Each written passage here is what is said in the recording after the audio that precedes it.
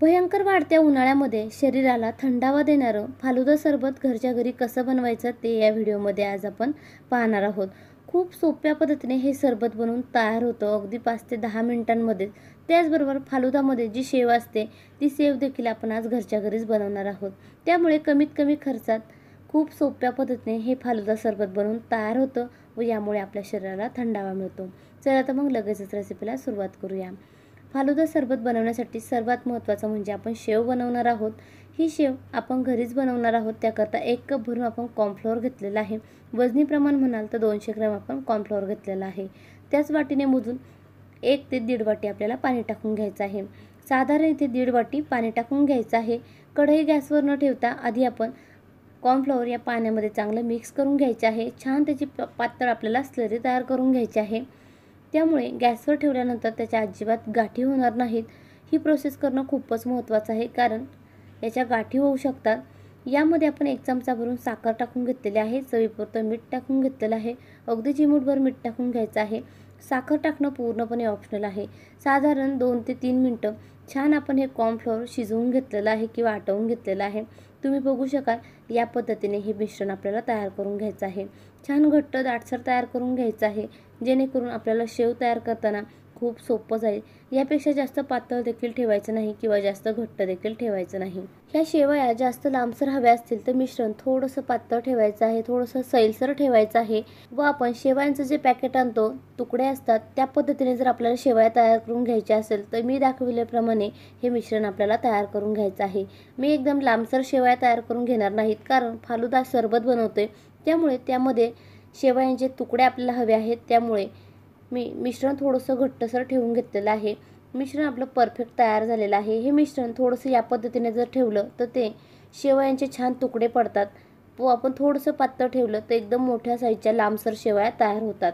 त्यामुळे मिश्रण थोडंसं मी घट्ट तयार करून घेतलेलं आहे।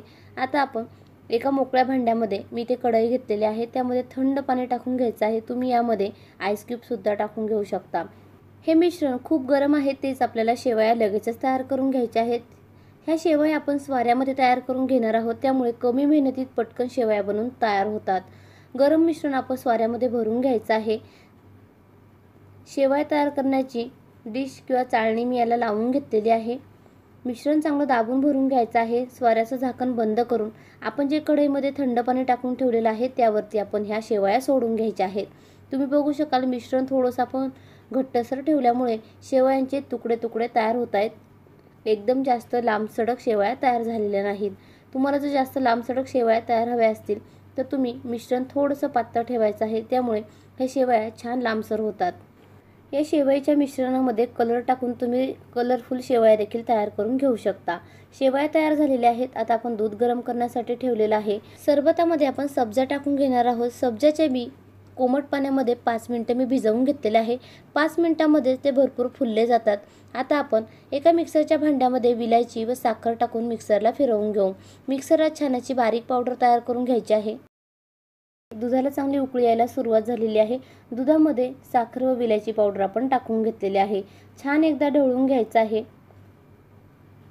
हे दूध आपल्याला जास्त वेळ आटवून घेण्याची सुद्धा गरज नाही, किंवा यामध्ये आपण कॉर्नफ्लॉवर किंवा कस्टर्ड पावडर देखील वापरलेली नाही। तर खूप सोप्या पद्धतीने हे घरातील मोजक्या साहित्यामध्ये सरबत आज आपण बनवणार आहोत।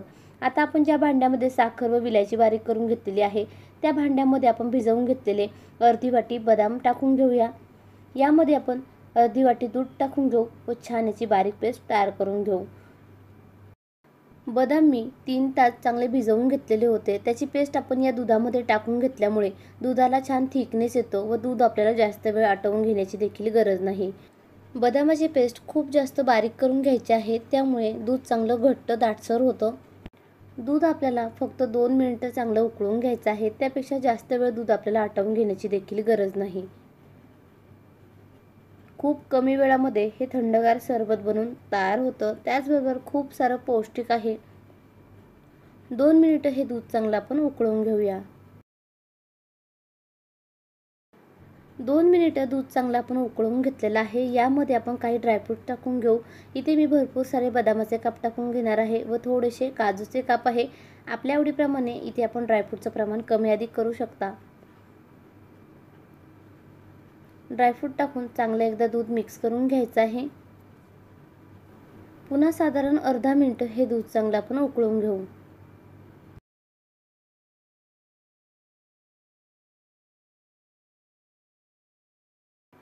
साधारण 3 ते 4 मिनिटं दूध चांगलं आपण उकळून घेतलेलं आहे। दुधाचा रंग थोडासा चेंज झालेला आहे, तुम्ही बघू शकाल, व थोडासा थिकनेस आलेला आहे। हे दूध जसजसं थंड होईल तसं ते आणखीनच थिक व्हायला सुरुवात होईल। गॅस आपण बंद करून घेतलेला आहे। संपूर्ण दूध आपण पातेल्यामध्ये काढून घेतलेलं आहे। थोडंसं ते कोमट आहे, आता आपण फ्रीजमध्ये ठेवून देऊ। साधारण 1 तासभर हे दूध चांगलं आपण थंड करून घेऊ व त्यानंतर फालुदा सरबत तयार करू। फ्रीजमध्ये 1 तासभर हे दूध आपण छान थंड करून घेतलेलं आहे। आता आपण लगेचच सरबत बनवायला सुरुवात करूया। यामध्ये आपण भिजवून घेतलेला 2 चमचे सब्जा टाकून घेऊ। सब्जामध्ये खूप जास्त प्रमाणात थंडावा असतो, त्यामुळे आपण या सरबतामध्ये 2 चमचे भरून सब्जा टाकून घेतलेला आहे। त्याचबरोबर आपण तयार करून घेतलेली फालुदा शेव यामध्ये आपण टाकून घ्यायची आहे। आपल्या आवडीप्रमाणे शेव व सब्जा आपण कमी अधिक करू शकता। चांगलं मिक्स करून घ्यायचं आहे। तसेच रोज सिरप किंवा रोज सरबत यामध्ये आपण साधारण 4 ते 5 चमचे टाकून घेणार आहोत। रोज सिरप जास्त प्रमाणात थंड असतात, त्यामुळे आपल्या शरीराला थंडावा मिळतो, म्हणून आपण या फालुदा सरबतामध्ये 4 ते 5 चमचे रोज सिरप टाकून घेतलेला आहे। रोज सिरप टाकल्यानंतर हे सरबत आपण अर्धा मिनिट चांगलं ढवळून घ्यायचं आहे। छान एकत्र मिक्स करून घ्यायचं आहे, त्यामुळे याला रंग खूप छान आलेला आहे, तुम्ही बघू शकाल। मार्केटमध्ये फालुदा मिळतो त्याच चवीचं हे फालुदा सरबत घरच्या घरी बनवून तयार झालेलं आहे। हे फालुदा सरबत तुम्ही खाता खाता पिऊ शकता किंवा पिता पिता खाऊ शकता। सरबतामध्ये वरून आपण 3 ते 4 पिस्ता चांगले क्रश करून घेऊ किंवा किसून घ्यायचे आहेत। हे पूर्णपणे ऑप्शनल आहे, पण यामुळे हे सरबत दिसायला खूपच छान दिसतं, म्हणून इथे मी पिस्ता किसून घेतलेला आहे। 5 ते 10 मिनिटांमध्येच फालुदा सरबत बनवून तयार झालेला आहे। थंडगार सरबत आपण ग्लासमध्ये सर्व करूया। ग्लासला रोज सिरपने चांगला आपण ग्रीस करून घ्यायचा आहे। या पद्धतीने हे करणं पूर्णपणे ऑप्शनल आहे, पण दिसायला खूप छान दिसतं, त्यामुळे इथे मी ग्लासला आतून रोज सिरपने ग्रीस करून घेणार आहे। दोन्ही ग्लासला आतून रोज सिरप आपण लावून घेऊया। खूप कमी वेळामध्ये कमी साहित्य वापरून, घरातील मोजकच साहित्य वापरून छान शरीराला थंडावा देणारं थंडगार फालुदा सरबत आज आपण घरच्या घरी बनवलेला आहे। मार्केटमधून महागडा फालुदा खाण्यापेक्षा घरच्या घरी पौष्टिक असं सरबत तुम्ही देखील नक्की बनवून पहा। रेसिपी कशी वाटली कमेंट बॉक्समध्ये नक्की कळवा। व्हिडिओ आवडला असेल तर व्हिडिओला लाईक करा। अशाच नवनवीन छान छान रेसिपीज पाहण्यासाठी संचिताज किचनला नक्की सबस्क्राईब करा। भेटूया अशीच एक नवीन रेसिपी घेऊन पुढच्या व्हिडिओमध्ये। धन्यवाद।